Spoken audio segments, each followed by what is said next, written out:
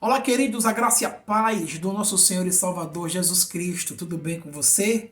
Espero imensamente que sim. Que essa graça maravilhosa de Deus possa estar cada vez mais operando na sua vida, eficazmente produzindo frutos dignos de arrependimento. Frutos maravilhosos, transformando você cada vez mais em uma nova criatura para a glória de Deus. Pastor Júnior Ribeiro por aqui, passando para mais uma série dos nossos vídeos, as bem-aventuranças. Você que assistiu o primeiro vídeo vai poder agora ir completando esse conceito do que é ser um bem-aventurado. No vídeo passado, falamos sobre o Macários de Deus, esse recipiente que recebe as bênçãos de Deus, esse que é separado, aquele que para ouvir, aquele que é humilde de coração, aquele que se torna feliz por praticar as maravilhas do reino de Deus.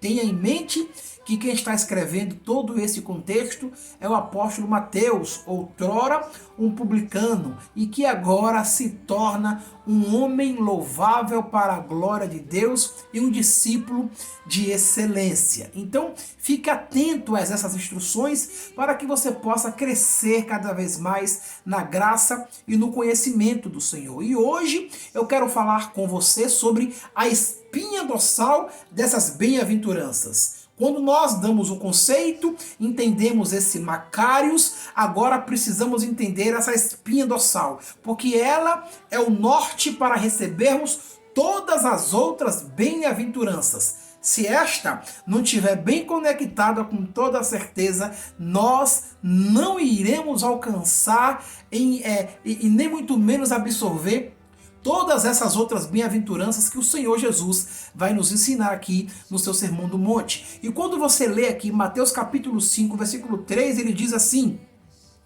bem-aventurados os pobres de espírito, pois deles é o reino dos céus. O que significa essa expressão pobres de espírito? Primeiro, é bom que você saiba que pobre de espírito não tem nada a ver com intelectualidade. Pobre de espírito não tem nada a ver com uma falsa humildade. Pobre de espírito não tem nada a ver com finanças. Pobre de espírito não tem nada a ver com um ser natural, porque é impossível ser pobre de espírito naturalmente. E você vai entender por quê. O que é ser um pobre de espírito, então? Ser um pobre de espírito é ter a consciência de que eu dependo totalmente de Deus. É reconhecer que eu, sem o Senhor, não sou nada. Eu vou um pouquinho mais além nessa etimologia do que é ser pobre de espírito. Quando você pega a essência dessa expressão no hebraico, isso diz respeito a aquela pessoa que se inclina, aquela pessoa que é sensível, aquela pessoa que acolhe, aquela pessoa que obedece, aquela pessoa que é submissa, aquela pessoa que se inclina. Isso também tem a ver com aquela pessoa que se inclina quando o vento passa. E nós sabemos que vento na Bíblia simboliza o Espírito Santo.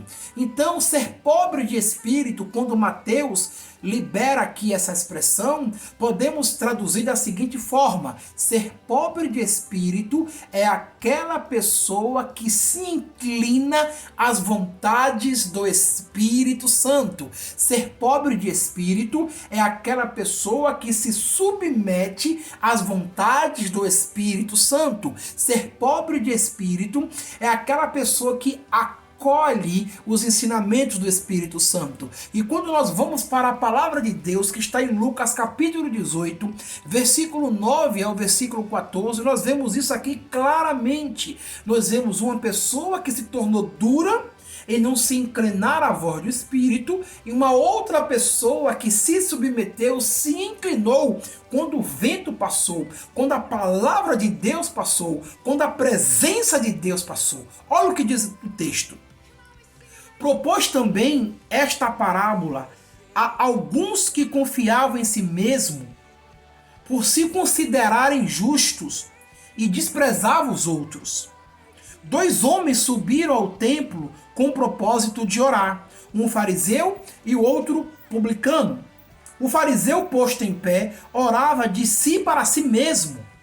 Desta forma: ó Deus, graças te dou porque não sou como os demais homens, roubadores, injustos e adúlteros, e nem ainda como este publicano. Jejuo 2 vezes por semana e dou dízimo de tudo quanto possuo. O publicano, por sua vez, estando em pé, longe, não ousava nem ainda levantar os olhos aos céus, mas batia no peito, dizendo: ó Deus, sê propício a mim, pecador. Digo-vos que este desceu justificado para a sua casa e não aquele, porque todo aquele que se exalta será humilhado, mas aquele que se humilha será exaltado. Esse publicano aqui se humilhou, esse publicano aqui permitiu receber a voz do Espírito e se inclinou para ela. Esse publicano aqui, ele decidiu andar segundo a vontade de Deus. Ele entendeu que ele dependia de Deus e que ele não era digno nem de olhar para os céus, que é a morada do nosso Senhor e Salvador Jesus Cristo. Querido, quando a palavra de Deus é pregada, é o Espírito Santo se movendo, porque a Bíblia diz que o Espírito Santo nos convence do pecado, da justiça e do juízo. E quando nós nos inclinamos, e quando nós nos submetemos, e quando nós obedecemos, nos tornamos pobres de espírito, nos tornamos felizes, nos tornamos bem-aventurados. Que você possa ser essa pessoa que se inclina, que se submete, que obedece à voz do Espírito Santo na sua vida. Olha, quando isso acontecer, acredite, maravilhas se manifestarão na sua vida, na sua casa e na sua família. Se submeta a Deus, obedeça a Deus, se entregue a Deus. Até uma próxima, beijo no coração, graça e paz.